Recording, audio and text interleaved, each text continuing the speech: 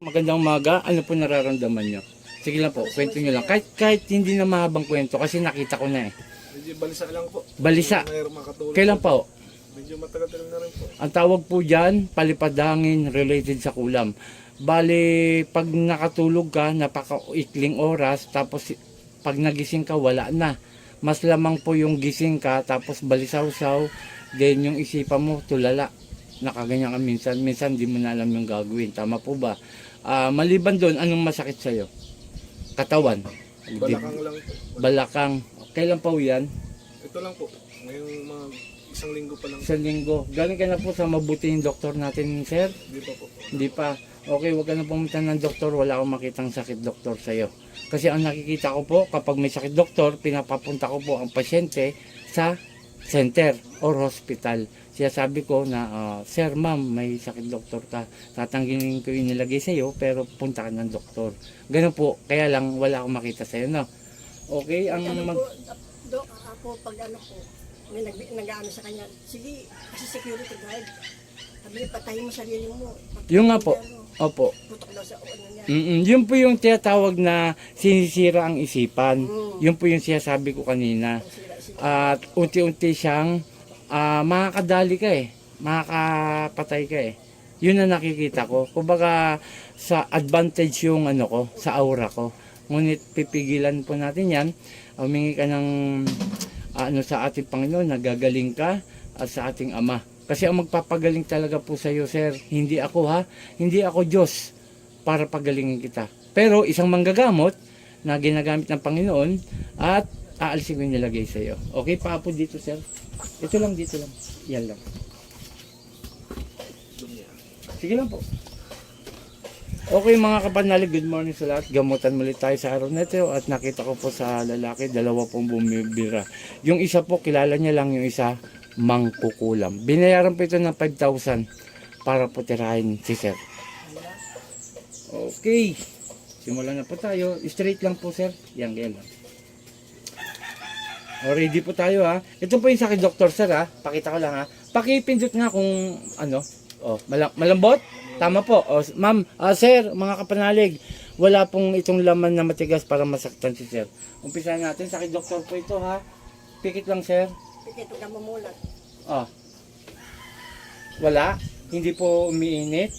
Hindi wala tumutusok. O, didiinan ko po. Pipigain ko ha. Wala. O, mulat po. Ito po ibig sabihin ng sakit doktor, pinipiga ko na pero wala kang maramdaman. Ito naman po ang engkanto. Wala rin po akong makita sa iyo. Yan po. Pikit ulit, sir. Okay, wala. O, didiinan ko po Wala. Okay, mulat po, mulat. O, ito naman po yung sinasabi kong kulam, barang, palipadangin. Diyan, sir, magkakaroon ka na talaga ng sakit na aray, gaganon ka talaga kasi may karga ka. Ang isang tao kapag walang karga, kahit abutin tayo ng Pasko rito, hindi ka po masasaktan. Kaya lang, masasaktan ka kasi may karga po kayo. Okay, pikit na po, simula tayo. Huwag kang mamulat. Huwag po mumulat ha, susunod lang po sa akin ha. Sa tour, aray po, Kenneth Aperarota, sino gumagambala sa lalaki to, mag-usap tayo sa Espiritu ng Diyos. Diyos sa lahat, Diyos na kinakatakutan sa impyerno. Ang sabi sa Diyos, kamaray laway sa bawat eluluyaba, ela aum. Po! Aalisin mo nilagay mo rito ha? Aalisin mo na. Ha? O, gamitin ng dalawang kamay mula ulo, pag ganon. Sige, pababa. Baklasin mo to ha? Ha? Babae. Ha? Tatanggalin mo. Tatanggalin mo na pala. Sagot! Ha? Ano? Sige, babae po ito. Sige, baklas. Sige pa. Ito po isang babae na huli natin. Ito po yung binayaran. Sige, aalisin mo na pala. Aalisin mo na. Ha? Sige, baklas. Sa ulo. Yan, ganyan pababa. Sige. Sige pa, kung ayaw makipag-usap, wala akong pakialam sa'yo, hayop ka. Sige, resume. Po! Tanggalin mo! Ayo. Sige. Sige pa, matigas po ito.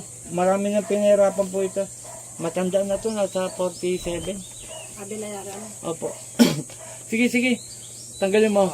Gagaling pala to. Gagaling. Gagaling. Gagaling. Ano? Sagot lang. Gagaling? Gagaling pala. Hindi? Anong hindi? Tanggalin mo lahat. Walang iya ka. Paano hindi? Sige. Tanggalin mo lahat. Sige pa. Jesus sa malili. Po! Tanggalin mo. Patulugin mo na to, ha? Nang maayos, ha? Maging normal lahat, ha? Ha? Sige. Tanggal. Sige pa. Ito po makapanalig. Narinig naman natin. Hindi daw niya tatanggalin. Loko-loko to, eh. Sige. Tanggal pa. Tanggal!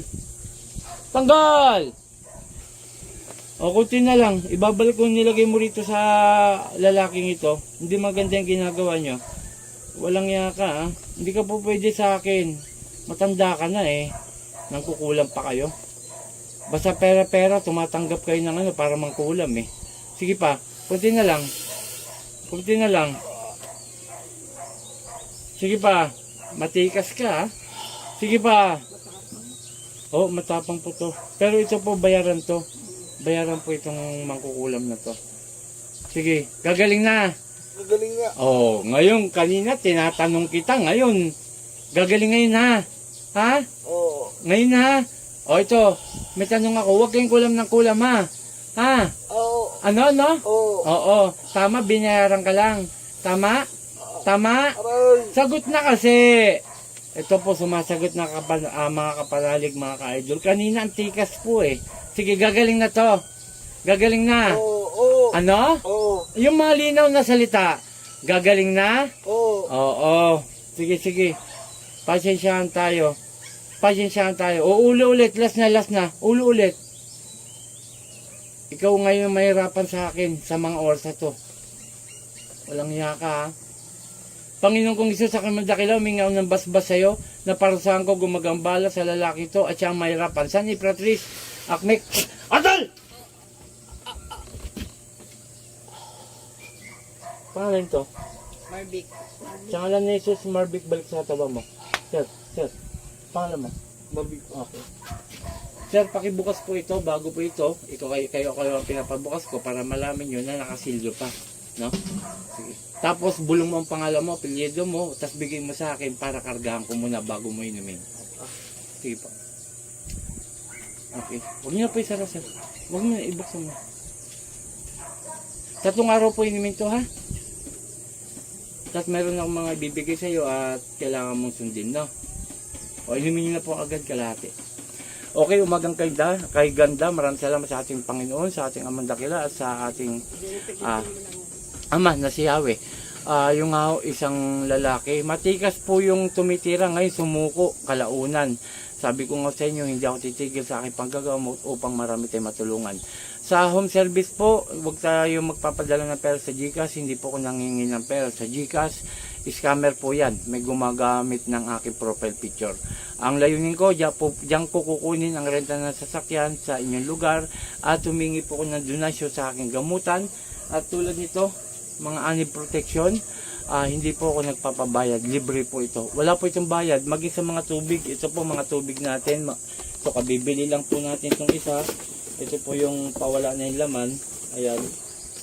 At bibili po tayo kapag nagtuloy-tuloy ang ating gamutan. Okay, shout out kaya po kay na po Marvin and kay Enarabi, sa aking kaibigan, at sa mga na-followers ko dyan, tuloy-tuloy lang po ang ating pagtulong, at kay Kurt Fernandez Aguilar. Okay, maraming salamat. In Jesus' name, Amen.